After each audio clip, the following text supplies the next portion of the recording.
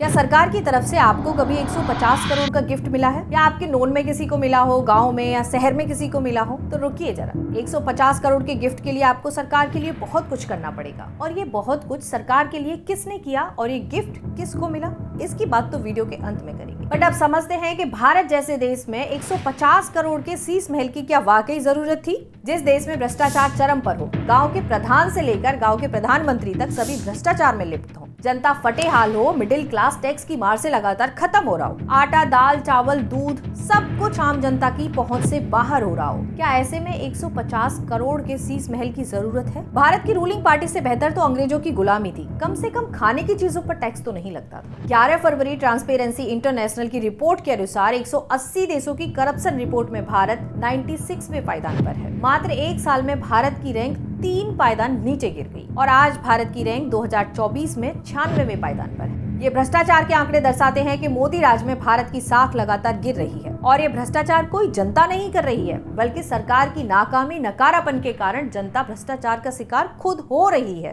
गरीब और अमीर के बीच की खाई लगातार बढ़ती जा रही है। ऑक्सफैम इंटरनेशनल की रिपोर्ट के अनुसार survival of the richest the India story में भारत में 1% लोगों के पास देश की संपत्ति का 40% से अधिक हिस्सा है। यह बिना सरकार के सपोर्ट के तो नहीं हुआ होगा। यह रिपोर्ट भारत की जो रूलिंग पार्टी है उसका अरबपतियों के प्रति प्रेम है उसको दर्शाती है। तभी तो अमेरिका में प्रेस कॉन्फ्रेंस के दौरान अडानी जी का मुद्दा आते ही मोदी जी के तेवर बदल जाते हैं। यह तेवर तब क्यों नहीं बदलते जब सवाल भारत की गिरती हुई अर्थव्यवस्था पर पूछा जाता है। लोगों का पैसा स्टॉक मार्केट में डूब रहा है, विदेशी निवेशक अपना पैसा मार्केट से खींच रहे हैं, भारतीय निवेशक लगातार कर्ज में डूब रहे हैं, लेकिन इस बात पर मोदी जी के तेवर नहीं बदलेंगे, ना वो अपनी लाल पीली आंखें किसी को दिखाएंगे। लेकिन सबसे ज्यादा जरूरी 150 करोड़ का शीश महल है। जरूरी भी था क्योंकि उन्होंने कुछ किया ही ऐसा था। भाजपा सरकार को सत्ता में काबिज हुए लगभग 11 साल हो चुके हैं। इतने सालों के बाद भी देश की स्थिति में सुधार कहीं ढूंढे नजर नहीं आ रहा है। यूनिसेफ की रिपोर्ट के अनुसार 2018 में 5 साल से कम उम्र के बच्चे 8.8 लाख बच्चे भूखमरी के कारण मर जाते हैं। कहीं आपको ऐसा महसूस तो नहीं हो रहा है कि ये डेटा मैं कहीं आपको गाजा, अफगानिस्तान या सीरिया जैसे देशों का तो नहीं बता रही हूँ? तो रुकिए जरा। FAO की रिपोर्ट के अनुसार भारतीय आबादी का लगभग 14.5% हिस्सा माल न्यूट्रिशन यानी कि अल्प पोषण का शिकार है। हम उस देश की बात कर रहे हैं जिस देश में हर तरह का मौसम और हर तरह की फसल उगाई जाती है। उस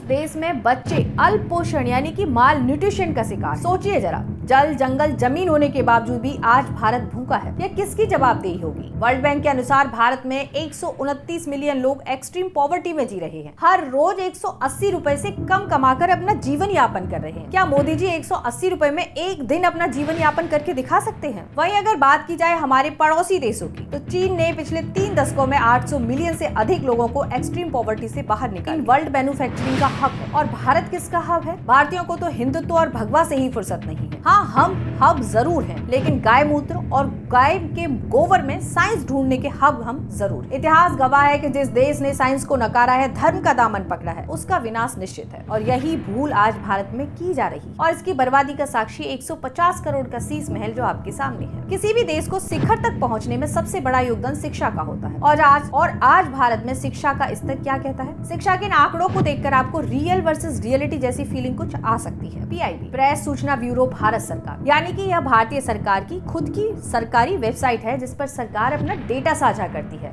और इस डेटा की पूरी गारंटी वो खुद लेती है। तो इस डेटा के अनुसार हाल के वर्षों में सभी स्तरों पर स्कूल छोड़ने यानी कि स्कूल ड्रॉप आउट रेट में बच्चों में कमी देखी गई है, क्योंकि शिक्षकों को नियमित प्रशिक्षण दिया जा रहा है, यानी कि ट्रेनिंग दी जा रही है। ये ट्रेनिंग किस चीज की दी जा रही है इसकी बात नहीं की गई है। मुफ्त पाठ्यक्रम यानी कि किताबें, वर्दी यानी कि ड्रेस भी दी जा रही है। कस्तूरबा गांधी बालिका विद्यालय, PM पोषण योजना जैसी योजनाएं बच्चों के एनरोलमेंट और ठहराव में महत्वपूर्ण रोल प्ले कर रही हैं, अकॉर्डिंग टू गवर्नमेंट यानी कि PIB की उनकी खुद की वेबसाइट के अनुसार। अब बात करते हैं उन संस्थाओं की जो कि भारत के कई एजुकेशन सिस्टम पर शोध कर चुकी है। UDISE plus, unified district information system for education plus, 2022 से 2024 के सर्वे के दौरान स्कूल एनरोलमेंट में 37 लाख की गिरावट आई है। लगभग 3.5 मिलियन स्टूडेंट 10वीं कक्षा में आते आते तक अपनी पढ़ाई छोड़ देते हैं। स्टूडेंट का ड्रॉप आउट रेट लगातार बढ़ रहा है, किंतु भारत सरकार की वेबसाइट PIB के अनुसार स्टूडेंट का एनरोलमेंट रेट लगातार बढ़ रहा है। अब आइए आपको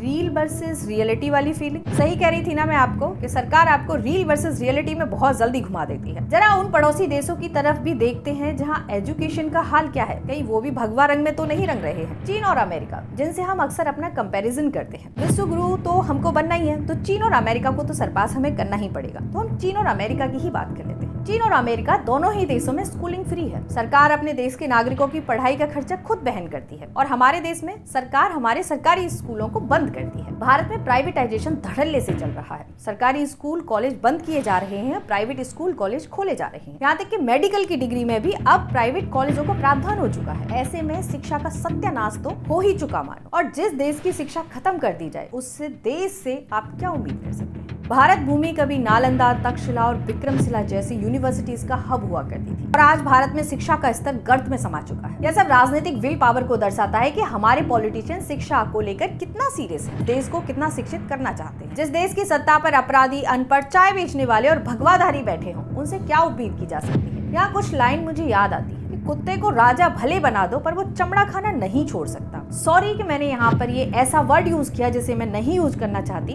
पर इसके बिना ये 4 लाइनें पूरी नहीं। यही हाल है आज भारत की राजनीति का। कुछ चालाक लोगों ने झूठ फरेब से सत्ता हत्या ली और हटने का नाम नहीं ले रहे हैं, बल्कि सत्ता में बने रहने के लिए नए नए आपराधिक तंत्रों का सहारा ले रहे हैं। लोकतंत्र की लगातार हत्या कर रहे हैं। हम उस देश के वासी हैं जिस देश को कभी लाइट ऑफ एशिया कहा जाता था, लेकिन आज हम अंधेरी नगरी बनते जा रहे हैं। कुछ ऐसा ही, अंधेरी नगरी, अनबूझ राजा, टकेसेर भाजी टकेसेर खाजा, तू भी खा ले मैं भी खा लूं। इंडिया का पॉलिटिकल सिस्टम कुछ ऐसे चल रहा है, यानी कि लोकतंत्र को मिलकर सभी बर्बाद कर रहे हैं और भ्रष्टाचार चरम सीमा पे चल रहा है। अब लौटते हैं 150 करोड़ के शीश महल पर। तो ये शीश महल दिल्ली में आरएसएस के लिए बनवाया गया है, जो कि बेहद हाईटेक फैसिलिटीज के साथ तैयार किया गया है। आरएसएस को क्या वाकई 150 करोड़ के कार्यालय मुख्यालय की जरूरत थी? क्या आरएसएस का काम बिना 150 करोड़ के ऑफिस के नहीं चल सकता था? ये 150 करोड़ क्या शिक्षा में खर्च नहीं किए जा सकते थे? क्या वो लोग जो सड़कों पे पड़े रहते हैं, क्या वो भारत के नागरिक नहीं? क्या उनके लिए घर नहीं बनाए जा सकते थे? क्या उनके बच्चों को अच्छी शिक्षा नहीं दी जा सकती थी? क्या जो बच्चे अल्प पोषण के कारण, माल न्यूट्रिशन के कारण लगातार मर रहे हैं, क्या उनको माल न्यूट्रिशन 150 करोड़ से क्या उनको न्यूट्रिशन का कुछ हिस्सा नहीं दिया जा सकता था? क्या भारत की किसी भी रैंकिंग में सुधार के लिए 150 करोड़ का प्रयोग नहीं किया जा सकता था? ये सारे क्वेश्चंस मैं आपके ऊपर छोड़ती हूँ। कमेंट बॉक्स में इनका आंसर मुझे जरूर दीजिएगा। लेकिन एक और पंक्ति जाते जाते, लकड़ी के कीड़े पूरी कुर्सी खा जाते हैं और कुर्सी के कीड़े पूरा देश खा जाते हैं। आप अपने विचार हमें कमेंट बॉक्स में जरूर साझा करें।